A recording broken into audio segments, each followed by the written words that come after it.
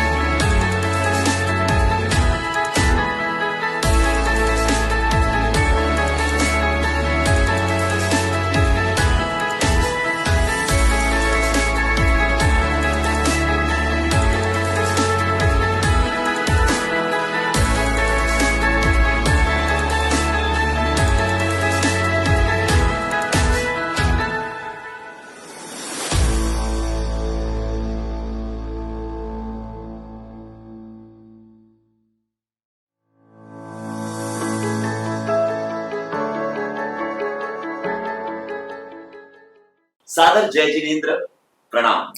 मैं हूं आरजे दिलीप जैन, आपके साथ जी100 प्रस्तुत जैन एकता मंच पॉडकास्ट में आप सभी का स्वागत।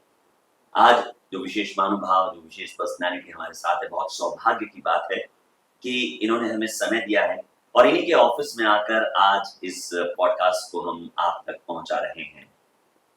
सादर जय जिनेंद्र श्री चंपालाल जी वर्धन साहब को क्या बताऊं और क्या न बताऊं, ऐसा है, लेकिन फिर भी कुछ कुछ बातें मैं जरूर बताना चाहूंगा।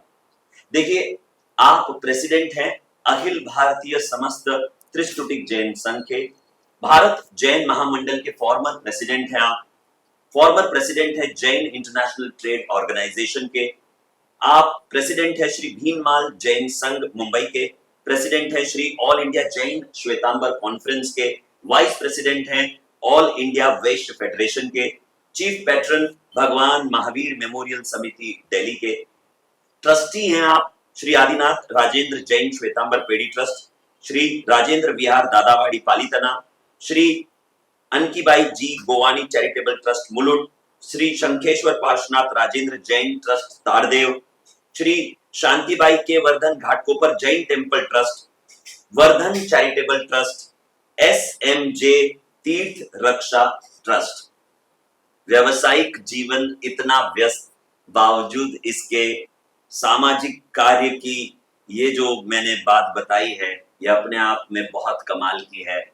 मैं बहुत बहुत अनुमोदना करता हूं इस बात की।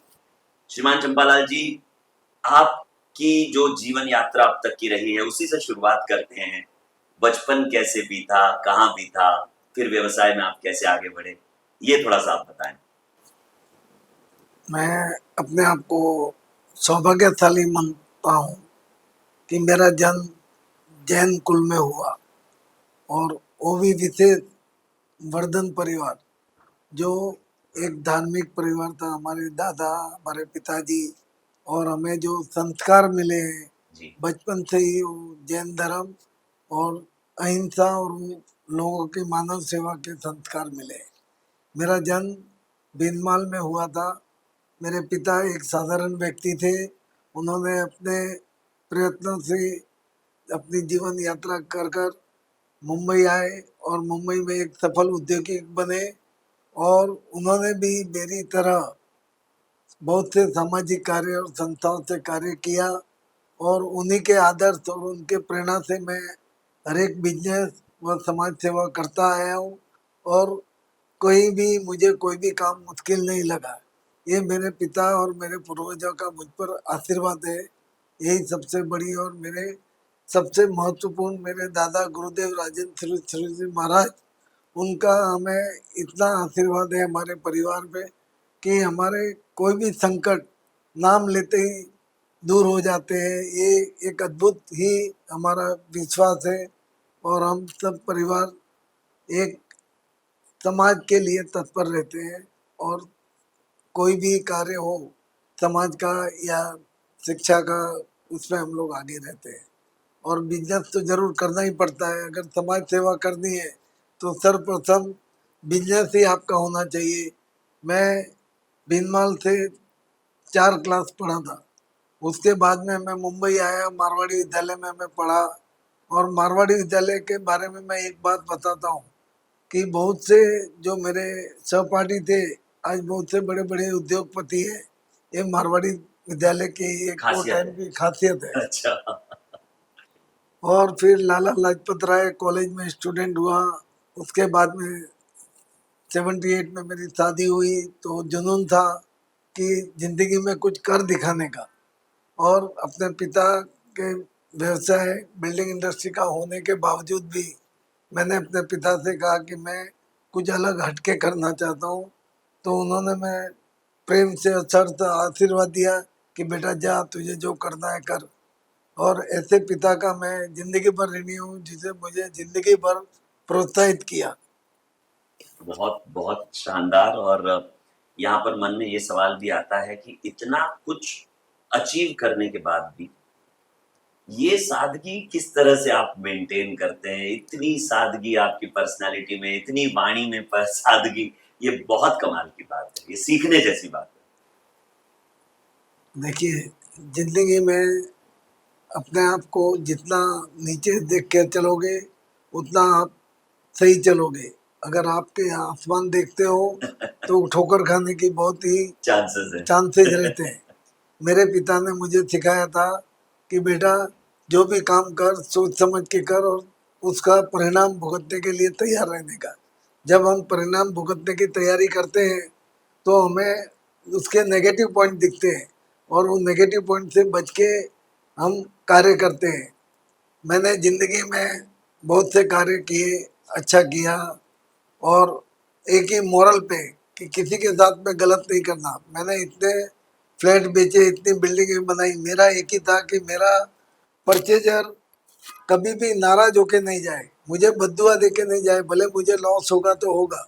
मैंने इस बात का ऑलवेज ध्यान रखा है, और always try to give satisfaction to my customer. एक कस्टमर आपके सामने ही बैठा है, आपकी बनाई हुई बिल्डिंग में ही मैं रहता हूँ, हाँ, और मैं रोज दुआएं देता हूँ आपको। ये मुलुंड मुलुंड के ये सैंड में मैं रहता ये हूँ। आपका बड़प्पन है। और मैं आज भी ये बात गर्व से कहता हूँ कि मैं कोई भी सोसाइटी में जहाँ भी मैंने बिल्डिंग बनाई है, आज अगर वहाँ चला जाता हूँ तो पूरे सोसाइटी के लोग वहाँ आके मुझसे मिलते बड़े हैं, और प्रेम से मिलते हैं बड़े हमसे। प्रेम से मिलते हैं। एक बिल्कुल मेरे लिए सौभाग्य है और लाइफ में अचीवमेंट की बात है। बिल्कुल बिल्कुल बिल्कुल, क्योंकि व्यवसाय के साथ सामाजिक जिम्मेदारी को संभालना ये बहुत इम्पोर्टेंट बात होती है। व्यवसाय की जर्नी तो आपने अपनी मेहनत से आगे बढ़ाई, सामाजिक कार्य में कैसे आपका लगाव बढ़ा? फिर वहाँ कौन सी वो संस्था थी जहाँ से आपने पहले शुरुआत की? इसके बारे में भी अगर आप थोड़ा सा हमें बताएं। मैंने जैसा कि कहा, मेरे पिताजी सामाजिक समाज से बहुत जुड़े हुए थे, जी तो मुझे जैसे ही पिता का देहांत हुआ, बिजनेस की जवाबदारी तो आई, लेकिन वो टाइम पे हमारे पिता के खास मित्र और पिता जिनके साथ में कार्य करते थे, दीपचंद गार्डी, उनका मुझे फोन आया और मुझे कहा कि चंपालाल मेरे पास आके मिलो। और उन्होंने मुझे एक ही बात कही कि तेरे पिता मेरे साथ में कार्य करते थे और मैं तेरे को All India Jain Shwetambar conference का वाइस प्रेसिडेंट बनाना चाहता हूँ। वो मेरे जिंदगी का पहला दिन था जिस दिन से गार्डी साहब ने मेरे पे हाथ रखा, और संस्थाओं के लेवल पे भी मैंने कभी पीछे नहीं देखा। उसके बाद में मुझे एक से एक कार्य मिलते गए, और गार्डी साहब से मैंने एक ही चीज सीखी कि जिंदगी में कुछ भी इम्पॉसिबल नहीं है। अगर तुम्हें करना है तो तुम्हारा एकदम दृढ़ निश्चय से करो और दुनिया की परवाह मत करो। अपने आप का दिल साफ रखो, अगर तुम्हारे दिल में गलत भाव नहीं है तो तुम जरूर कामयाब होगे। बहुत बढ़िया। आपने ये बताया कि सामाजिक कार्य की शुरुआत इस तरह से आपकी हुई, और मैंने ये भी देखा, आपने अभी शुरुआत में भी बताया कि राजेंद्र सूरीश्वर जी के प्रति जो आपकी भावना है, पूरे परिवार की जो भावना है, वो बिल्कुल, बिल्कुल विशेष है। और द्विशताब्दी वर्ष भी आने वाला है मोहनखेड़ा तीर्थ में, तो उसको लेकर भी आपने कुछ योजनाएँ बनाई हुई हैं, आपके मन में मोहनखेड़ा तीर्थ को लेकर भी कुछ योजनाएँ हैं, उसके बारे में अगर आप थोड़ा-सा बताएँ? मोहनखेड़ा तीर्थ और राजेंद्र सूरी जी हमारे प्राण में बसे हुए हैं। हमारे सुबह उठते ही हमें उनकी याद आती है। और आपको मैं बताता हूँ, लगभग आज 50 साल से मैं मोहनखेड़ा जा रहा हूँ, जब वहाँ कोई सुविधा नहीं थी। जी, हम लोग कई बार तो ट्रक में बैठ के भी मोहनखेड़ा गए हुए हैं। अच्छा, और कोई साधन नहीं तो हाँ, जो साधन मिला बस उस। थी, हाँ, लोकल बस होती थी। अगर बस मिस कर गई हाँ, तो फिर हमें कैसे जाने का, तो ट्रक में खड़े रह के हम लोग गए थे। इतना हमारा श्रद्धा आस्था है। थी, श्रद्धा थी कि जी, जाना ही है, तो जी, जाना है तो मतलब जाना है। और मोमखेड़ा तीर्थ के जो जमीन का उधर का तीर्थ का जो वाइब्रेशन है, अगर सकारात्मक ऊर्जा है। अगर आप वहाँ एक रात सो जाओ और सुबह आप 6 बजे उठ जाओगे, और आपके दिल में इतना फ्रेशनेस आएगा और आपको इतनी ऊर्जा मिलेगी कि आप लगेगा मुझे नया जीवन जीवन मिल गया। मिल गया, बिल्कुल। ये सब है। और हमने शताब्दी में बहुत अच्छे कार्य किए थे, लोगों को जोड़ा था। और आज हरदम हम चाहते हैं कि हमारा मोहनखेड़ा तीर्थ एक ऐसा तीर्थ बने जहाँ पे सभी धर्म के लोग आए और अपने गुरु के प्रति, हमारे गुरु के प्रति आस्था करें, और अपने जीवन के कष्ट वहाँ छोड़ के जाए और नई ऊर्जा और नया जीवन लेके जाए। वाह! ये हमारी भावना है। हम वहाँ पे जब भी कोई कार्य करते हैं, अभी हम 20 शताब्दी मनाने जा रहे हैं, जी, हमारा पूरा ट्रस्ट मंडल इस कार्य में लगा हुआ है। आज हमारे मेजोरिटी ट्रस्टी सुजान मल जी, पृथ्वीराज कोठारी और दूसरे भी बहुत से, भैरू भाई गादिया और मांगीलाल रमानी, सब बेंगलोर में आज इकट्ठा हुए हैं। और 3,000 किलोमीटर का वो लोग बेंगलोर से लेकर पूरा साउथ में विहार कर रहे हैं, ताकि 20 शताब्दी का प्रचार प्रसार हो सके और जाजम के ऊपर जास्ती से जास्ती लोग आए। बिल्कुल। ये हमारी भावना है। और आज कम से कम एक ऐतिहासिक गैदरिंग हुई है बेंगलोर में अभी सुबह। अच्छा, और आज जब हम ये पॉडकास्ट हाँ, रिकॉर्ड कर रहे अभी हैं, हुई है। सुबह नौ बिल्कुल, से 11 बजे इतने लोग आए, और लोगों में जो 20 शताब्दी के लिए एक उत्साह है। उत्साह है। हुँ, क्योंकि हमारी जो राजेंद्र सूरी जी एक बहुत ही महान विभूति हैं, विभूति थे। गुरुदेव हमारे। वो वक्त के जिस टाइम पे पूरा लोग। साधु भगवान जी, और जो जति थे, विशेषकर इतना शिथिलाचार फैल गया था हाँ, कि उन्होंने शिथिलाचार के मुक्त अभियान लिया, और उन्होंने उस अभियान में वो बहुत सक्सेसफुल हुए और एक नया तिरुपति संघ का निर्माण किया, जिसमें आज अनूठा और एक अपना अलग ही पहचान है तिरुपति संघ की। बिल्कुल। हमारे राजेंद्र सूरी जी महाराज साहब ने एक अभिधान राजेंद्र कोश की भी रचना की है, हुँ, जो अपने आप एक ऐसी ग्रंथ है जहाँ के आज के हम जब भी बड़े बड़े महात्मा साधु भगत से वर्तमान से मिलते हैं, तो वो कहते हैं कि हमारे को जब भी कोई विकट परिस्थिति आती है, कोई शब्द का हमें सोल्यूशन नहीं मिल रहा है, सॉल्यूशन नहीं मिलता है, तो हम अभिधान राजेंद्र कोश की रेफरेंस लेते हैं।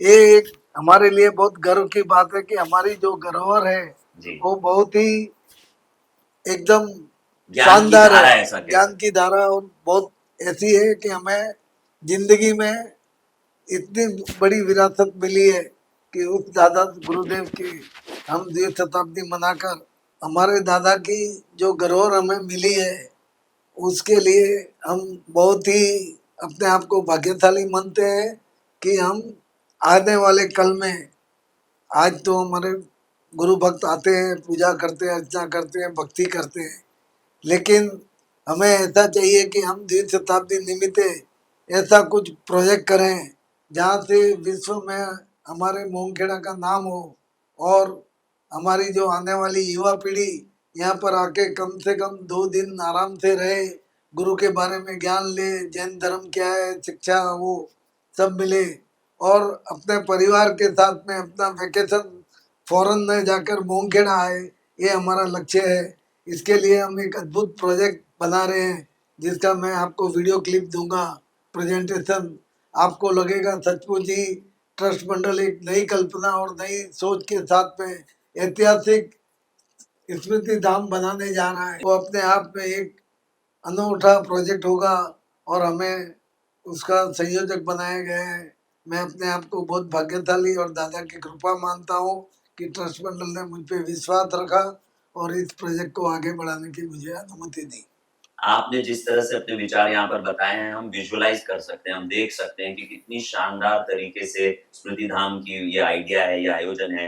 इसको लेकर जिस वीडियो की बात कर रहे हैं उसकी छोटी सी झलक भी आपको दिखा दें।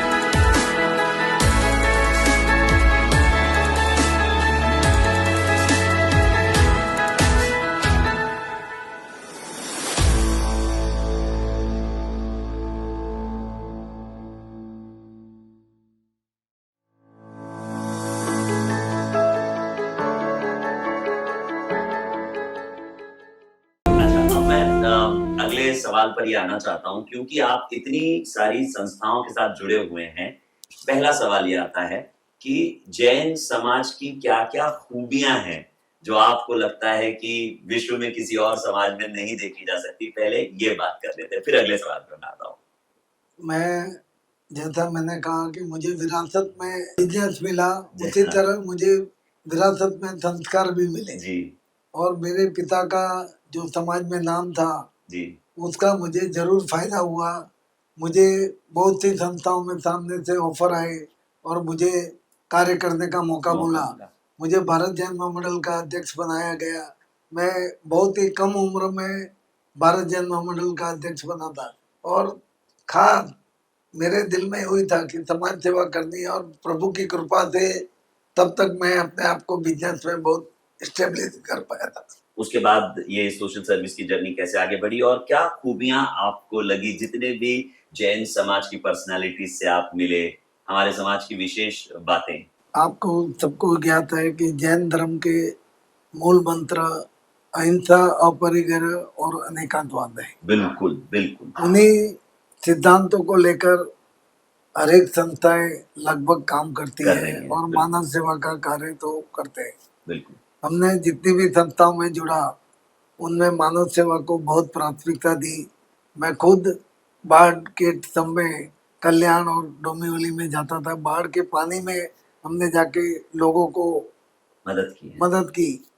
राजस्थान में एक बार अकाल घोषित हुआ था, जी जी जी। तब भी हम लोग गए थे और वहाँ पे सेवा की थी। और कोई भी चप्पा चप्पा हम करते हैं, जहाँ भी जरूरत होती है हम टीम बना लेते हैं। हमारे बहुत से सहयोगी है और काम करने में समाज यानी को। सेवा भावी जो एक गुण है वो हाँ हमारे समाज में बिल्कुल। हाँ, आपको मैं अपने आप को एक सौभाग्यशाली मानता हूँ कि जितनी भी संस्थाओं में मैं अध्यक्ष रहा या कोई भी पोस्ट पे रहा, मुझे मनोनीत किया गया और सामने से मुझे संस्था ने सर्वसम्मति से अपॉइंट किया।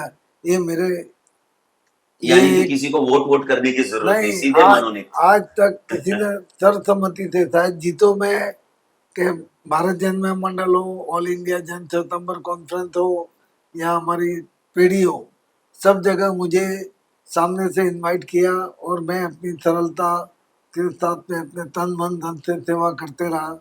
और आज भी लोगों के दुख सुख में कार्य करने का मेरा इरादा है और एक अच्छा कार्य करके जाऊं, ताकि मेरे पिता को नाम को डबल रोशन कर सकूं। ये मेरी भावना है। बहुत अच्छी बात आपने बताई कि एक सेवा भावी जो स्वभाव है वो जैन समाज में है और उसी आदर्श को लेकर और जो सिद्धांत आपने बताए वो सिद्धांत बहुत महत्वपूर्ण है आज के परिप्रेक्ष्य में। आज के परिप्रेक्ष्य में आपको क्या लगता है, क्या चुनौतियां हैं अपने जैन समाज में जो पंथ को लेकर, हम अलग-अलग पंथ को लेकर बात कर रहे हैं? क्या आपको लगता है कि समय आ गया है कि सभी पंथ अब एक हो जाएं, जैसे जैन एकता मंच और जीसो ये प्रयत्न कर रहा है, जैन इंटरनेशनल सेवा ऑर्गेनाइजेशन, सुरेश जी पुनिया जिसके फाउंडर चेयरमैन है, तो इसी मकसद के साथ इन्होंने जीसो की शुरुआत भी की है। आपकी क्या इस पर राय है, आपकी क्या विचारधारा है? देखिए, जीतो जब से बना, जी उसका उद्देश्य एक ही था कि सभी जैनों को एक करना। और मैं इसके लिए नए पदम सागर चंद जी महाराज साहब को बहुत ही कोटि कोटि वंदन करता हूँ जी कि उन्होंने एक ऐतिहासिक बीड़ा उठाया था। घर घर गली गली जाकर जीतों के लिए उससे उन्होंने चेतना पैदा की थी जी और समाज के लोगों को एकत्रित किया था। और आज जीतो इतना बड़ा हो गया है कि जीतो समाज का कोई भी कार्य करने में आगे है, चाहे श्रवण आरोग्य में हो या जेटीएफ का हो या हॉस्टल का हो, अपने लोगों को लोन प्रोवाइड करने का हो। जीतो एक बड़ी शक्ति बन गई है जिसमें न खाली श्वेतंबर, दिगंबर, तेरापंथ और सभी जैन जितने होना भी काफी है बस। जैन है, और हाँ, उसमें सब लोग हम आपस में मिलते हैं। कोई ये नहीं पूछता है कि तुम दिगंबर है श्वेतंबर है, हम जैन है और ये हम बस। जैन के लिए कुछ करके जाना है। जी यही जीतो की भावना है। और जीतो के सभी सदस्य आजकल इतने सदस्य हो गए हैं कि everybody wants to be part of JITO. एक राइट। जीतो एक अपने आप में एक स्टेटस हो गया है। और मैं अपने आप को भाग्यशाली समझता हूँ कि जीतो के फर्स्ट 7 फाउंडर में मेरा नाम था और मुझे ये सौभाग्य नए पदम सागर जी ने दिया था। कैसा रहा था अनुभव आपका जब? बहुत ही था, जी तभी भी काम करने की थे। और जो महाराज साहब की प्रेरणा थी और उनके जो प्रवचन थे, लोगों को कैच करने की उनकी शक्ति थी, अद्भुत है। मैंने अपने जीवन में ऐसे मुनि नहीं देखे जिन्होंने ऐसा कार्य किया है। हालांकि आज की तारीख में बहुत से मुनि अलग अलग कार्य करते हैं, सब अपनी संस्था को समाज के, लेकिन हमारा उद्देश्य एक ही होना चाहिए कि हम सब जैन एक होकर कैसे कार्य करें, हमारी एनर्जी वेस्ट नहीं हो, हम लोगों में एक अच्छा संदेश दें, सेवा के भाव करें, और जिंदगी में अगर होए तो अच्छा करो, बुरा मत करो, ये जिंदगी का आपका असूल होना चाहिए। बिल्कुल, अगर आप कुछ कर सकते हैं तो किसी का अच्छा कीजिए, बुरा बिल्कुल मत कीजिए। बिल्कुल। जैन एकता की बात की, जीतो की भी बात आपने की, मैं जीसो से संबंधित सवाल पूछ रहा था, यानी जैन इंटरनेशनल सेवा ऑर्गेनाइजेशन, जिसको सुरेश जी पुनिया ने शुरू किया है, डिजिटली पूरे जैनों को एक करना, इस पर आपके विचार? सी सर्वप्रथम मैं आपसे बहुत ओपनली बात करता हूँ जी, कि जीतो बहुत अच्छा कार्य कर रहा था, और सूरज जी पूर्णिया मेरे पास में एक दिन आए जी, और मुझे कहा कि जिसको मैं चला रहा हूँ संस्था 1 साल से ऐसा जी, कार्य कर रहा हूँ, जी। तो मेरा पहला प्रश्न उनको था कि भाई जीतो जब इतना कार्य कर रहा है तो तो आप आपकी नई संस्था की संस्था क्या क्यों ज़रूरत कर। है? बिल्कुल स्वाभाविक प्रश्न है। लेकिन जी, उनके व्यक्तित्व और उनके जो सोच है उसमें मुझे कुछ नया लगा कि ये समाज को एक करने की बात कर रहे हैं, सभी जैनों को एक प्लेटफॉर्म पे लाने की बात कर रहे हैं। जी, हालांकि जीतो में एक प्लेटफॉर्म है, लेकिन इसमें हमें कुछ अनूठा अलग करके समाज के हर एक साधु भगवान से मिलके जो ये कार्य कर रहे हैं, जी, शायद ये जीतों के लिए एक पैरेलल और एक सहयोगी संस्था बनेगी बिल्कुल। जो हम सब मिलकर कार्य करेंगे। मैं सूरज जी पुनमिया को धन्यवाद देता हूँ कि इतनी हिम्मत से उन्होंने जो कार्य किया, एक अपनी नई संस्था खोल रहे हैं और लोगों को साथ में लेकर चल रहे हैं, ये बहुत ही बड़ा उनका साहस है, और प्रभु से प्रार्थना करता हूँ कि वो अपने साहस में कामयाब होए, और हम सब जैन समाज के लोग एक साथ मिलकर बहुत अच्छा कार्य करें। सुरेश जी की हिम्मत आप जैसे महानुभावों से बनती है। आप कितनी सारी ऑर्गेनाइज़ेशंस के साथ जुड़े हुए हैं। जीतो के बारे में भी आपने बताया। बावजूद इसके अगर कोई नया प्रयास कर रहा है और अपना स्वद्रव्य लगाकर एक प्रयत्न कर रहा है, तो उसकी नीयत पे आप फ़ोकस करते हैं कि वाह! ये कोई मेरा जैन भाई है जो अच्छा काम कर रहा है और आप उसको सपोर्ट कर रहे हैं। तो आप जैसे जो महानुभाव हैं, जो अच्छा काम कर रहे हैं समाज में, उनके साथ और सहकार से ही ये संभव हो पाएगा। आपको लगता है आने वाले सालों में पंथ को भूलकर हम सब जैन एक हो जाएँगे? आपको कुछ विज़न ऐसा दिखता है? देखिए, जब भी हम जीतों में मिलते हैं जी, या सूरज जी को देखता हूँ तो जी, हमें एक आशा की किरण दिखी नज़र थी। आती है। जी। नहीं, मुझे तो दिखी थी और अब वो अच्छा, साकार होते हुए दिख रही है। क्या बात है! मैं वाह! रियली बोलता हूँ, और क्या आने बात है! वाले कल में जीतो जिस ढंग से ऑल ओवर इंडिया, सूरज जी भी ऑल ओवर इंडिया प्रयत्न बिल्कुल, कर रहे हैं। बिल्कुल। अगर हम फॉरेन में जाते हैं तो हमें वहाँ और अधिक उत्साह मिलता है। मैं जी, ये हकीकत बोलता हूँ कि जी, जीतो के लोग जाते हैं जी। तो वहाँ के लोग जीतो के लोगों को मिलने के लिए तत्पर रहते हैं, हाँ, अपना काम धंधा छोड़ के आ जाते हैं। बिल्कुल, बिल्कुल। बाकी फॉरेन में आपको मालूम है किसी के पास वक्त नहीं है, वक़्त नहीं है, सही और बात। मुंबई में भी किसी के वक्त नहीं है, बहुत है। लेकिन जीतो का कोई भी कार्यक्रम होगा जी, और जिसको भी कार्यक्रम होगा तो लोग बाग अपना सब छोड़ के फर्स्ट प्रायोरिटी बिल्कुल। जिसको और जीतो को देते हैं। हुँ, ये एक जैन समाज के लिए आने वाले अच्छे फ्यूचर की निशानी दिखती है। बिल्कुल। एक विचार आपका और मैं जानना चाहूँगा, हम जिनालयों पे तो बिल्कुल काम कर ही रहे हैं। जहाँ जिनालय, वहाँ विद्यालय। इस विषय पर भी आपके कुछ विचार अगर हो कि और थोड़ा इस पर काम किया जाए, यूनिवर्सिटीज़ कह लीजिए या फिर छात्रावास कह लीजिए, इस पर भी आपके विचार मैं ज़रूर जानना चाहूँगा। आपने बहुत ही मुद्दा उठाया है, ये सचमुच ही सोचने वाली बात है। जी, हमारे जैन धर्म में आज से कितने साल पहले लोग बाग क्या करते थे, हम बिल्डर भी जी।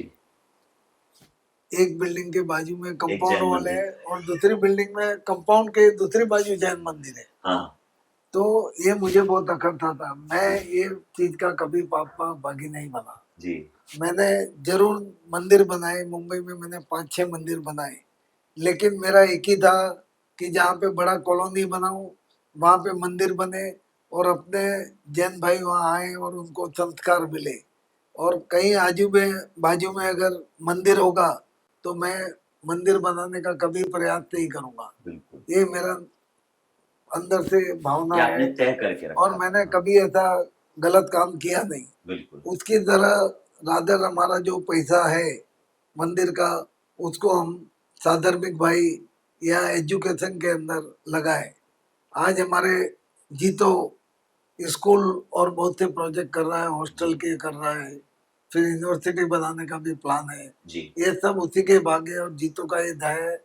मंदिर बहुत हो गए, अब हमें स्कूल और शिक्षा के मंदिर बनाना है। बिल्कुल ये सही। जीतो का मुख्य ध्येय है और हमारा पूरा जैन समाज स्वावलंबी बने, ये है। बिल्कुल, बिल्कुल। ये बहुत अच्छी सोच है, समय के साथ चलने वाली सोच है। एक और सोच अब आपको पता ही होगा कि भारत में जनगणना की शुरुआत हो गई है फ़ेज़ वाइज़। इसमें जीसो यानी जैन इंटरनेशनल सेवा ऑर्गनाइज़ेशन ये भी कह रहा है कि हम जैन आखिर संख्या में हैं कितने? और इसके लिए एक पहल की है, इंटरनेशनल जैन संघ रजिस्ट्रेशन एक ऐप के ज़रिए कुछ ही मिनटों में जैन संघ जहाँ भी है पूरे भारत में, विश्व में, वो रजिस्टर कर सकते हैं। जैन जनगणना पर आपके विचार? मैं सूरज जी को इसके लिए बहुत ही अभिनंदन और जिनकी जितनी भी तारीफ करूं वो कम क्या है। उन्होंने जो ये बीड़ा उठाया है कि हर एक जैन को अपने जनगणना के टाइम पे सभी कॉलम में जैन लिखना है, जी, दूसरा कुछ नहीं लिखे।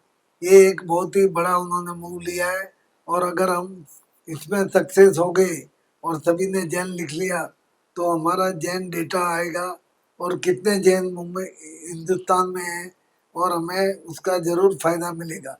आज नहीं तो हम कुछ भी लिख लेते हैं, जैसे कि मैं वर्धन लिख लिया, आपने पारेख लिख लिया, जी। हमारा कभी मेल ही नहीं खाएगा कि ये जैन है। जी, तो जी। ये जो जिसको ने जो मूव किया है इसके लिए मैं जिसको के सभी पदाधिकारी और जिसको के विशेषकर पूनमिया की सोच को बहुत बहुत अनुमोदना करता हूँ और भगवान उसको इस कार्य में और भी शक्ति प्रदान करे और इनका जो विजन है उसमें ये सफल हुए, ये मेरी शुभकामनाएं।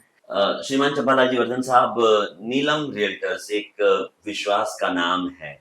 एक ऐसा नाम जिसको देखकर जिस दिन प्रोजेक्ट लॉन्च होता है मुझे लगता है उसी दिन भीड़ लग जाती है। मैं इसका एक जीता जागता उदाहरण हूँ क्योंकि आप ही के प्रोजेक्ट में रह रहा हूँ मुलुंड में मैं। तो कुछ उस आपके प्रोजेक्ट्स के बारे में भी बताएँ और नीलम रियल्टर्स के बारे में भी हमें बताएँ। देखिए जिस दिन से मैं 1978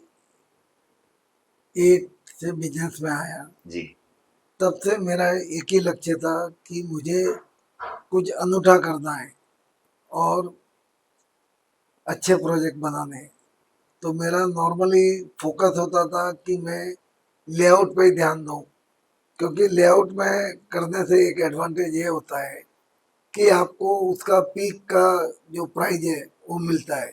एक बिल्डिंग शायद आप कम रेट में भी बनाओ, फिर दूसरे तीसरे चौथे पांचवे छठे बिल्डिंग में आपको अच्छा प्राइस मिलता है और आपका गुडविल क्रिएट होता है। और लेआउट में आपको बहुत कुछ करने को मिलता है, जैसे इंफ्रास्ट्रक्चर, गार्डन, हेल्थ क्लब वगैरह कुछ भी बना सकते हो। तो ये 78-80 से मेरी सोच थी कि ये मैं विज़न था आपका। हाँ, लेआउट ही बनाऊं राइट। और उसमें जितना मुझे एक बिल्डिंग के अंदर अप्रूवल और सब चीज़ों में टाइम लगता था वो मुझे एक लेआउट में करना पड़ता था, तो उसका मुझे बहुत एडवांटेज मिला। और मैंने ऑलवेज डिसाइड किया था कि मैं कंक्रीट के जंगल नहीं बनाने का, मेरी बिल्डिंगें अच्छी होए और अपने ग्रीनरी हो।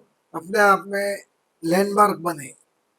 आपको ज्ञात होगा कि मुंबई में एट्रिया मॉल वर्ली बिल्कुल। जो बनाया, उस वक्त मेरे साथ में हम वहाँ कॉमर्शियल बिल्डिंग बना रहे थे और 9/11 का हादसा हो गया और मुझे लगा कि अभी तो कॉमर्शियल की डिमांड बिल्कुल नहीं होगी। तो मैं मेरे आर्किटेक्ट के पास गया और मैंने उनको बोला कि हाफिज कॉन्ट्रैक्टर जो बड़ा रेनॉन आर्किटेक्ट है, जी। उसको मैं बोला कि मुझे यहाँ मॉल बनाना है। हुँ, तो उसने मुझे कहा, अरे मॉल यहाँ चलेगा? अच्छा। तो मैंने उसको एक ही वाक्य कहा कि वर्ली से लेकर नरीमन पॉइंट को आप मेरे को एक भी जगह इतना फ्रंटेज वाली बता दो जहाँ पे मॉल बनेगा।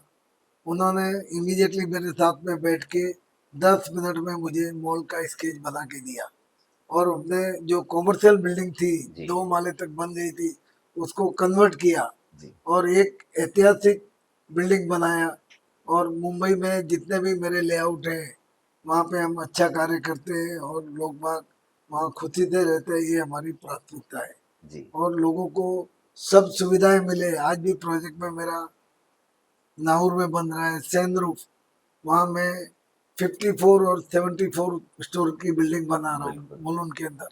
और लोगों एक की ऑलमोस्ट रेडी या, है, कुछ ही महीनों में एक बिल्डिंग अबाउट टू ऑक्यूपेशन जी हफ्ते भर में हम देने वाले हैं। बिल्कुल और दूसरी बिल्डिंग का हमने 74 का स्टोरी, और लोग बाग बुकिंग के टाइम पे हमारे को लेके जाते हैं बिल्कुल आज भी वहाँ पे। और हम जहाँ पे बड़ा लेआउट बनाता हूँ वहाँ मंदिर बनाता ही हूँ, बड़ा मंदिर के लेआउट। बारे में मैं ये कहना चाहता हूँ क्योंकि मैं तो रह रहा हूँ या सेरेना में। वहाँ पे हमने एक स्कूल भी बनवाई है जी जो हमारे friend JBCN? Rakesh Jhunjhunwala, JBCN? हाँ, जी जी उसको मैंने, मेरा मित्र था, उसको मैंने कहा कि ये मेरा प्रोजेक्ट है, यहाँ स्कूल बना।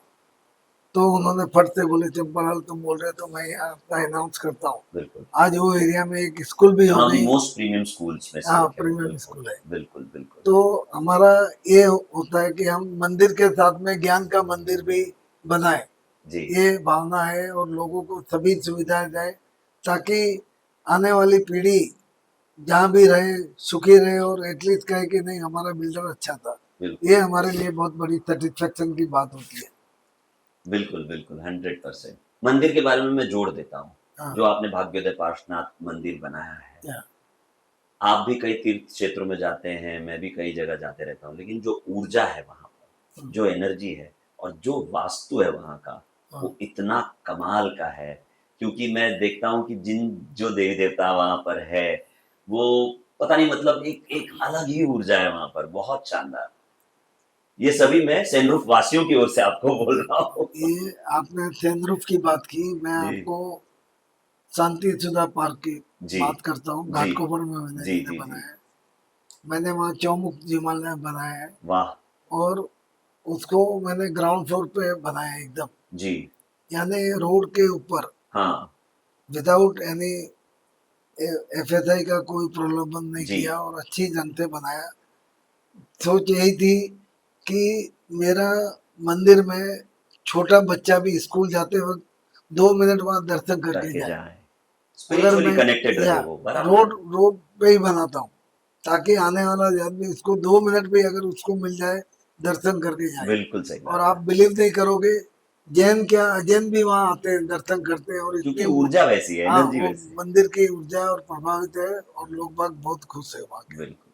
जितने भी हमारे इस पॉडकास्ट को देखने वाले हैं, श्री चंपालाजी वर्धन साहब, उनको आप क्या संदेश देना चाहेंगे? हमारे जितने भी जैन भाई हैं, समाज के लोग हैं जो इस वक्त सुन रहे हैं, उनको आपका एक संदेश। मेरा सभी दर्शकों से निवेदन है कि हम जैन बनकर जैन जीना सीखे और जैन के जो तत्व हैं और मूल्य उनके आधार पर अपने जीवन को ढालें और लोगों को अहिंसा, साधर्मिक और अपने भाई को कैसा ऊपर आए ये देखते रहे और उसको ऊपर लाने की हम कोशिश करें ताकि हमारा जैन समाज कभी हाथ फैलाते हुए नहीं दिखे। मैं इस बात पे आपको एक बताता हूँ जी कि पारसी जो कौम है, कोई भी पारसी आपको भीख मांगते हुए नहीं दिखेगा। मेरा आपसे निवेदन है कि हम हमारे सभी जैन भाइयों को स्वावलंबी बनाएं और उनका जीवन सुख में और धर्म में गुजरे, यही आपसे एक मेरी निवेदन है। बहुत अच्छा लगा आज आपसे बात करके। आपकी जीवन यात्रा बहुत प्रेरणादायी है। आगे भी आपके हाथों से ऐसे ही समाज को आगे बढ़ाने वाले कार्य होते रहें।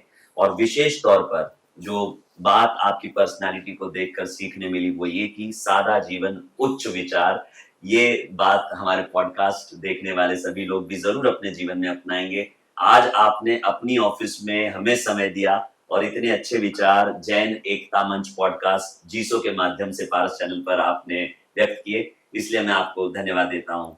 बहुत बहुत आभार। जय जिनेंद्र। जिसो जैन एकता महाअभियान से आज ही जुड़ें। अपना निःशुल्क जैन माइनॉरिटी कार्ड प्राप्त करने के लिए 9059054563 पर व्हाट्सएप से जय जिनेंद्र सेंड करें और जैन एकता अभियान व्हाट्सएप चैनल को अब भी फॉलो करें। धन्यवाद।